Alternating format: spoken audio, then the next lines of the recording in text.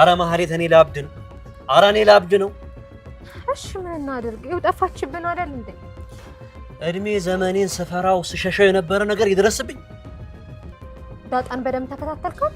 አዎ በደንብ ተከታተልኳት። አሁንማ ጭራሽ አዲስ ቤት እየገባች ነው። እቺ ዱርዬ ይሄኔ ልትባልግ ይሆናል የምትገባው። ቆይ ግን አንቺ ለማን ነው የምትሰሪው? ምን ማለት ነው እንዴ ታዲያ? ቆይ ለምንድን ነው ከአንቺ ጋር የሰራው ስራ ሁሉ በጠቅላላ የማይሳካልኝ? እኔ ደግሞ ምን አደረኩ? ቆይ ይኸውልሽ በደንብ ንገሪኝ። ቆይ እኔ የምር ማወቅ የምፈልገው ነገር ነው። በጀርባ ቆይ ለእነ ሞገስ እየሰራሽ ነው? ኧረ ይቅር ይበልህ። ቆይ እንዴት ነው አንተ ለኔ እየለፋልኝ እኔ ከጀርባ ይሞጋ? ይኸውልሽ ከጀርባ አንዳች ነገር ብታደርጊ ማለት ነው ይሄንን ነገር ባቅ የዛን ያንቺ ላይ ታበቅ ስጋሽን እንዲህ ዘልዝዬ ላሞራ ነው ማሰጠው።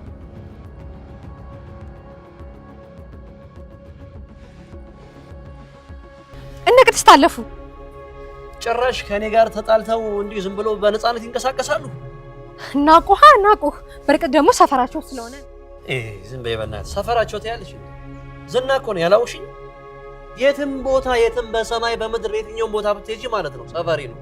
ያ ሁሉ ላናፈቀችኝ እያልክ አልነበረ? ይኸው ፈጣሪ መልሱን ወዲያው አቀረበልህ። ይኸው አሁን እነ ቅድስት አለፉ። በል እነሱን ያዝና ሚስትህን ተቀበል። ወደኔ ያለፉት ይኸው በዚህ ጋር አልፈዋል።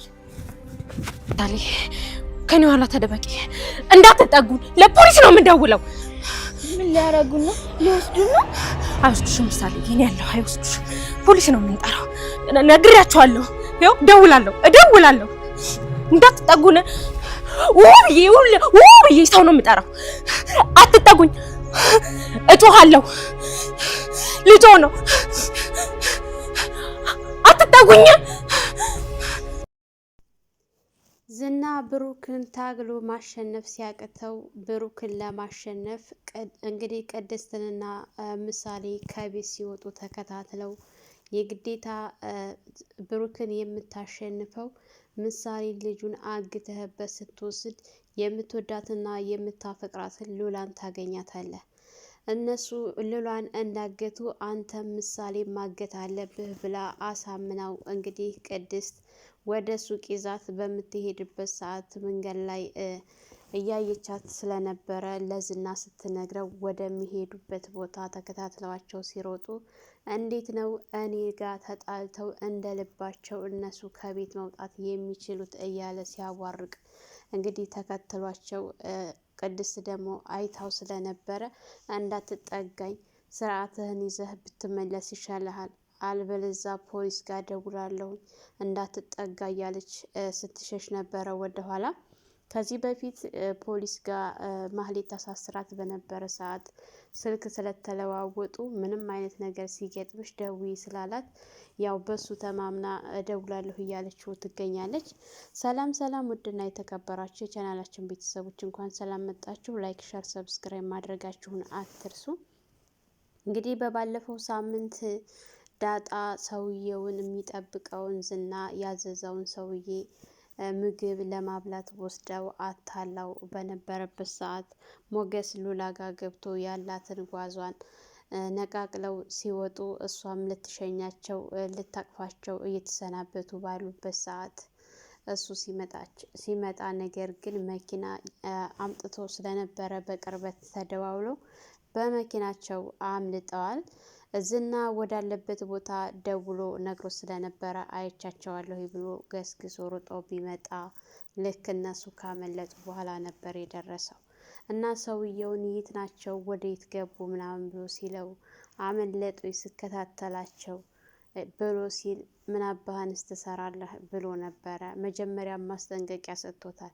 እነሱን አይታቸው ካመለጡ በህይወት ፈርም ነበር ያለው መጀመሪያ ነው። ነገር ግን እሱ ቀለል አድርጎ ነበርና ያሰበው ልክ ፖሊስ መስሎ ተሸፋፍኖ እንግዲህ ሲጠብቅ ዳጣንም መታወቂያ አንጭ ብሎ ሲላት እዚህ ሰፈር ጠባቂ ፖሊስ ስላለ ማሳየትም ካለብኝ ለእሱ አሳያለሁ ስትል እንዳይታወቅበት ችግር የለውም ነበር ያላል። ያው ሰውየውን እንዳለውና እንዳሰበው አንገቱን አንቆ ሲጣ አድርጎት ያው ከጣለው በኋላ ከወደቀ በኋላ ጥሎት ሄዳል። ስላንተ ምንም ግድ አይሰጠኝም ብሎ እንግዲህ ማህሌት ጋር ተገናኝተው ማህሌት ላብድ ነው ሉላ እኮ ከጠፋች በጣም ቆየች በቃ ሉላን ይዟት ሄደ ማለት ነው እያለ ሲፎክር ነበረ። እሷም ምንም ማድረግ ስላልቻለች ወደ ቤቷ ከገባች በኋላ ለጉዳይ እፈልግሻለሁኝ። እንግዲህ ማህሌትና ቅድስት በጣም እንደ ድሮም እንደማይስማሙ አንድ ቤት ጭራሽ አይስማሙም ነበረ። ቅድስትም ብሩክ ይመጣል እያለች በተደጋጋሚ ብታየው የማይመጣ ሲሆንና ሲቀር በጣም ተጨናንቃ ስለነበረ ዳጣም ወደ ቤት ሄዳ ሸኝታቸው እንደተመለሰች ወደ ቤት ሄዳ ከነሱ ጋር ምግብ እየበላች ነበረ።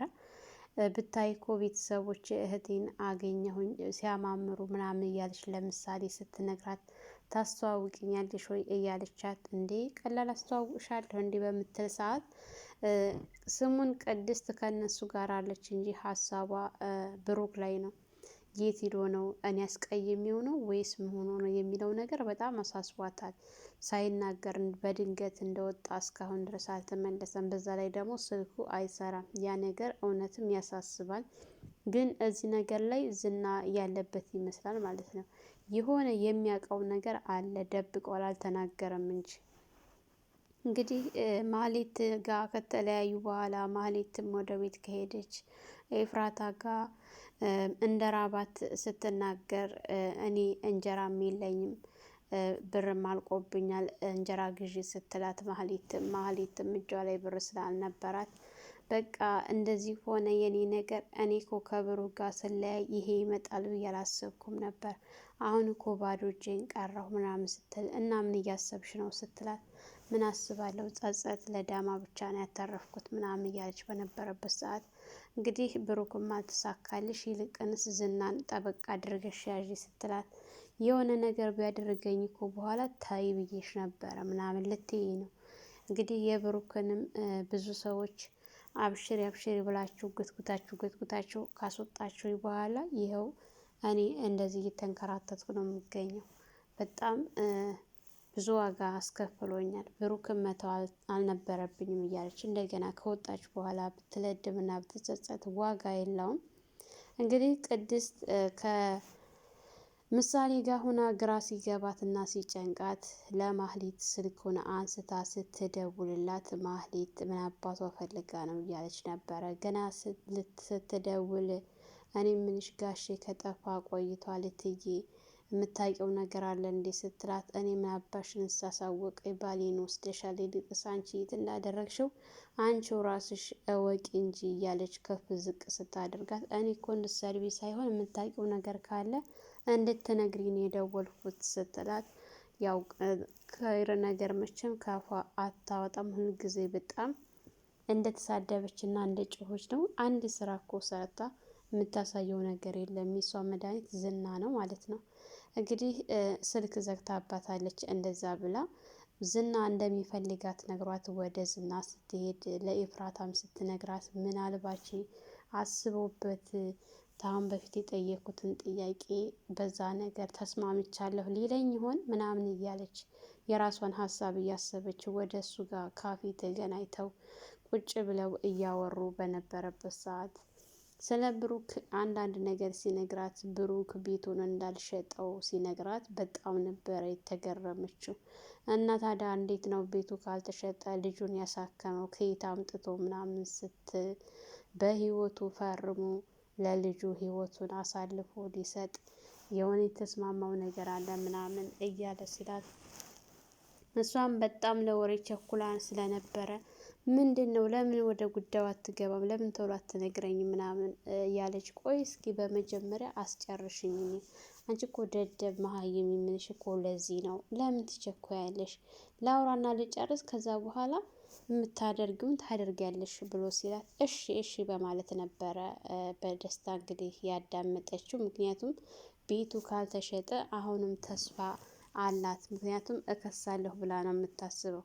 ከዚህ በፊት ቤቱ ስለተሸጠ ብከስም ዋጋ የለውም። ምክንያቱም አንደኛ ስም የለም በልጅቱ ስም ነው፣ ምንም አላገኝም ብላ ተስፋ ቆርጣ ነበር። ነገር ግን አሁን ቤቱ እንዳልተሸጠ ስትነግረው በጣም ነበረ ሲነግራት በጣም ነበረ ደስ ያላት። በቃ ከዚህ በኋላ አንቺም ክስሽን ትቀጥያለሽ፣ ስራችን እንሰራለን። አደንዛዥ እጽ ወደ ውጭ ሀገር ይዞላቸው እንዲሄድ ብር ተስማምቶ ያንን አደንዛዥ እጽ እንግዲህ እሱ ከተቀበለ በኋላ መንገድ ላይ እዚሁ ቆሻሻ ቦታ አስገብቶ ነው የሄደው። በጣም የሚገርም ሰው ነው እያሉ እየተገረመ እንግዲህ እሷ ምክንያቱም ብሩክ እንዲህ አይነት አጸያፊ ስራ በጣም እንደሚጠላና እንደማይነካ ነበርና የምታውቀው። እሱም አላደረገውም። ምክንያቱም ልጁን ለማሳከም ስለሆነ የሚሄደው። እንዲህ አይነት ነገር ከተገኘበት ልጁን አትታከምም። እንዲህ አይነት ነገሮች ላለማድረግ ብዙ መከራዎችን ብዙ ዋጋዎችን ከፍሏል፣ በመጀመሪያ ማለት ነው። ይህንን አጋጣሚ አግኝቶ በመጠቀሙ በጣም ደስ የሚል ነው እንግዲህ ብሩክ ያደረገው። ብቻ ወደፊት ችግር እንዳያመጣበት አሁንስ የት ነው የሚለው ነገር በጣም ያሳስባል ማለት ነው። ሉላና ሞገስ በጣም ደስ የሚለው ከሀገር ወጥተው እሱ ወደማያገኝብን ቦታ ሄደናል ብለዋል። ዝና እንደሆነ አሁንም ቢሆን እነሱ ያሉበትን ቦታ ለማወቅ ብዙም ጊዜ አይፈጅበትም። ምክንያቱም ከአሁን በፊት እንደለመደው የእነሱን ስልክ ቁጥር እንዲሁም ደግሞ የባንክ አካውንታቸውን በመስጠት እያፈላለገ ስለሆነ የሚገኘው። ከአሁን በፊት እንዳደረገው አሁንም ሊያደርግ ይችላል። ከየት እንደሚያወጡ ከየት እንደሚደዋወሉ ምናምን ሰው ስላለው በየቦታው ገንዘብ ስላለው በገንዘቡ የሚተማመን እና ጉረኛ ወንድ ስለሆነ አሁንም ቢሆን ይሄንን ማድረጉን አያቆምም፣ ወደኋላ አይልም። ዝናና እንግዲህ ማህሌት ተተንኮል መቼም አይወገዱም። አሁን ላይ ደግሞ ሉላና ሞገስ በጣም ደስ የሚል ጊዜ እያሳለፉ በቃ ደስተኛ ሆነዋል። ምክንያቱም ከሀገር በመውጣቷ በጣም ነው ደስ ያለ። ከዳጣም ጋር ተደዋውለው ሸኘኋችሁ ወጣችሁ አይደለ በጣም ነው ደስ ያለኝ ምናምን እያለ ራስሽን ጠብቂ እያላት ነበር። እንግዲህ ካሁን በኋላ አባት አለኝ አታስብ ለኔ ስትለው ብቻ የቡራ ነገር ነው እስካሁን ድረስ ስልኩም አይሰራም ከቤት እንደወጣ ነው ብላ ስትለው እና ታዲያ ቆይ ምን አግኝቶት ነው የሚባለው ምናምን እያለ አሁን ላይ እያሳሰባቸው ያለው የብሩክ ነበረ። እንግዲህ ብሩክ አለመኖሩንም በእርግጠኝነት የዝና እጅ አለበት ብዬ ነው የምለው። ወይም ደግሞ ይሄ ወንጀል ያደረገው ነገር ሰዎቹ ችግር አምጥተውበት እንዳይሆን ብዬ በጣም ነው የፈራሁት ማለት ነው። ቅድስትም ሁኔታዎቹ በጣም ግራ ስላጋቧት እቤት ውስጥ ምንም ነገር ስላልነበረ የግዴታ አስቤዛ ምናምን ነገር ወጥታ ማሟላት ስለነበረባት ምሳሌንም ብቻዋን ትታት መሄድ ስላልፈለገች ይዛት ነበር የሄደችው። ልክ ይዛት በምትሄድ ሰዓት እንግዲህ እነዚህ የተረገሙ በየቦታው በየመንገድ እየቆሙ በገና ለገናው ሉላን ለማግኘት ስላሰበ የእሱን ልጅ ወስደውና የእሱን ልጅ አግተው በዛ ሉላን ለማስመለስ ነው አላማቸውና እቅዳቸው። ነገር ግን የሚሳካ አይደለም ይሄ አካሄዳቸው። አሁን ላይ ሉላን ሞገስ መቼም ቢሆን ከእጁ የሚያወጣ አይመስለኝም። የብሩክን ልጅ እንደምንም ብሎ በጉልበትም ሆነ በምንም በገንዘብም ተፋልመው ልጅቱን ለማትረፍ እንጂ ሉላን ወስደው ሰጥቶ ሙስተሂል ምሳሌን የሚያድንበት ነገር ምንም አይነት ነገር የለውም ብዬ አስባለሁ ከዚህ በኋላ ማለት ነው። በድጋሚ ከተመለሰች ሞት እንደሚጠብቃት ትነግረዋለች። ይገለኛል ምክንያቱም አደጋ ድርሼበት ስለወጣሁኝ ብላ ስለነገረችው ለሞገስ ሞገስም ይሄንን ነገር በደንብ ስለሚያውቅ ካሁን በፊት እንግዲህ ብሩክ አሳልፎ ሰጥቶ ነው እንጂ እኔ እንድትሄጂብኝ አልፈለኩም ብሏት ስለነበረ ድጋሚ እንግዲህ ይሄን ነገር በፍጹም አይስማማበትም። አባታቸው ካለ በህይወት ምንም ማድረግ አያቅተውም። ዋናው የብሩክ መኖር ነው። ብሩክ ካለ ሁሉንም ነገር ያስተካክለዋል ማለት ነው። በእርግጠኝነት ደግሞ ቅድስት አታስነካትም ምሳሌን ማለት ነው።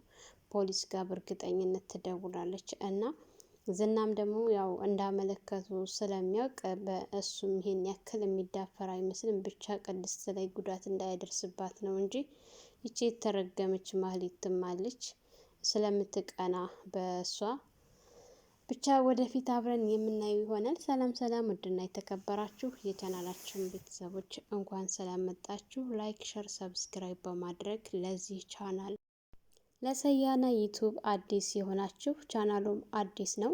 ሁላችሁም ሰብስክራይብ በማድረግ እንዲሁም የደውል ምልክቱን በማጥቆር ቤተሰብ እንድትሆኑ እያልኩኝ በትህትና ጠይቃችኋለሁ። መልካም ቆይታ ይሆንላችሁ።